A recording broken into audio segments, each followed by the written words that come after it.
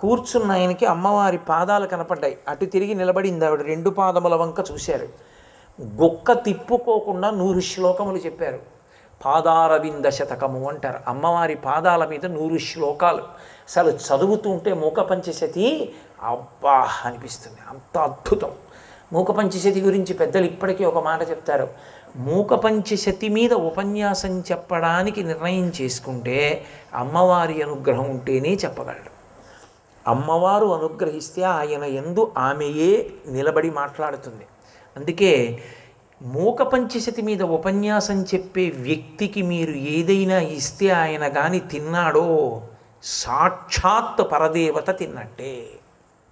అంత గొప్పది. మూక పంచశతి గురించి పెద్దలు అంటారు, సంధ్యావందనం కూడా చేయక్కర్లేదు మూక పంచశతి చెప్తే అంటారు. అంటే చేయకుండా ఉండడం కూడా తప్పకుండా చేస్తారు సంధ్యావందనం, కానీ అంత గొప్పది.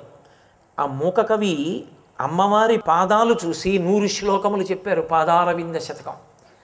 అమ్మవారు చిన్న చిరునవ్వు నవ్వింది. పక్క నుంచి ఇలా చూశారు. అమ్మవారి చిరునవ్వు మీద 100 శ్లోకాలు చెప్పారు. మందస్మిత శతకం. అమ్మవారు అటు తిరిగి నిలబడింది, ఆయన ఇటు కూర్చున్నారు. ఇలా చూసింది కడగంట. ఆ కంటి చివరి నుంచి చూసిన చూపు మీద 100 శ్లోకాలు చెప్పారు. కటాక్ష శతకం. అమ్మవారిని స్తోత్రం చేసి 100 శ్లోకాలు చెప్పారు. స్తుతి శతకం. అమ్మవారి పెద్దరికం గురించి 100 శ్లోకాలు చెప్పారు. ఆర్యా శతకం. 500 శ్లోకాలు చెప్పి ఆగాడు ఆయన. అమ్మవారు అంది, నీకేం కావాలంది. నాకు వాక్కు తీసేయమన్నారు. ఏమంది, నాకు నోట మాట లేదు పుట్టినప్పుడు. నువ్వు పెట్టిన తాంబూలపు పిడచ వలన 500 శ్లోకాలు చెప్పాను. నువ్వు నాకు మాట ఉంచితే ఏమైనా లౌకికమైన మాటలు మాట్లాడతానేమో, వద్దు తీసేయమన్నారు. అమ్మవారు మాట తీసేసింది.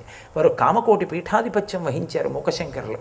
కాబట్టి అమ్మవారి తాంబూలపు పిడచ అంటే అంత గొప్పది. మూక పంచశతి ఇప్పటికీ మూక పంచశతి పుస్తకం మీతో ఉండి మీరు రోజు ఒక పువ్వు పెడితే మీరు పరదేవత పాదముల మీద పెట్టినట్టే, నన్ను నమ్మండి. అంత గొప్పది మూక పంచశతి. అమ్మవారి తాంబూలపు పిడచతో అనుగ్రహించింది. అందుకే అది ఎంగిలి కాదు. ఎంగిలి అనుకున్నవాడు మూర్ఖుడు. అమ్మవారి నోటి తాంబూలపు పిడచ తినగలగడం మహత్భాగ్యం. అది కోట్ల కోట్ల కోట్ల మందిలో ఏ ఒక్కరో అనుగ్రహింపబడతారు పరదేవత చేత.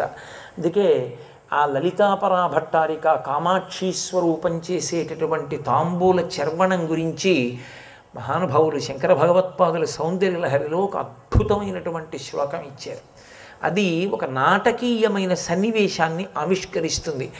ఎన్ని ధర్మములను అందులో పెడతారో. సువాసిని కదూ, అమ్మవారికి నివేదన చేసినటువంటి తాంబూలం వేసుకోవాలని చెప్పాను. అలా వేసుకునేటప్పుడు ఎన్ని నియమాలు ఉంటాయో, సువాసిని గౌరవం ఏమిటో చెప్పకుండా చెప్తారు శంకరాచార్యులు గారు.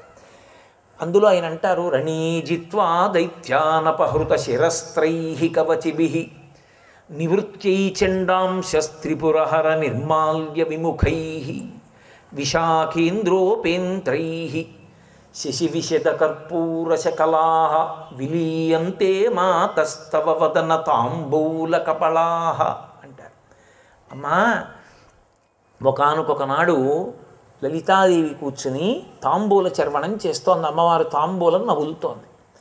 శంకర భగవత్పాదులు అన్ని విషయాల్ని ఒకలా ఇవ్వరు. కొన్ని మన మనసుకి హత్తుకుపోయేటట్టుగా ఇస్తారు. ఎందుకని అంటే అలా వారు ఏదైనా ఇచ్చారు అంటే ఒకటే గుర్తు. అందుకే శంకర భగవత్పాదుల యొక్క వాంగ్మయంలో ఏ ఒక్క శ్లోకం పక్క శ్లోకంలా ఉండదు. మీరు సాధారణంగా ఎక్కడైనా శతక రచన అని ఉంటుంది, చదివితే అదే పనిగా 100 శ్లోకాల్లోనూ స్తోత్రం చేస్తారు, లేకపోతే పద్యాల్లో ఏదో పరమేశ్వరుడు గురించి స్తోత్రం చేస్తారు.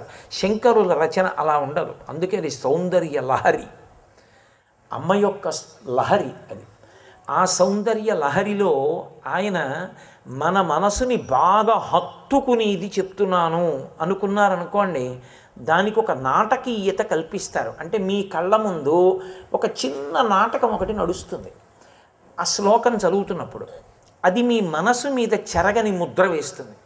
ఆ ముద్ర వేసినప్పుడు ఉండేటటువంటి లక్షణం ఏంటంటే మీరు కూడా దానిలో అన్వయం అయిపోతారు. దాని యందు తాదాత్మ్యత చెందుతారు. అదే లలిత కళా ప్రయోజనము. సంస్కృతి అని ఒక మాట. సంస్కృతి అన్న మాటకు అర్థం ఏంటో తెలుసా? కళా సంస్కృతి ఇవి రెండు పక్క పక్కనే ఉంటాయి ఎప్పుడు. కళ అన్న మాటకు అర్థం ఏంటంటే పెరుగునది అని అర్థం. సర్వం శ్రీ ఉమామహేశ్వర పరబ్రహ్మార్పణమస్తు. స్వస్తి.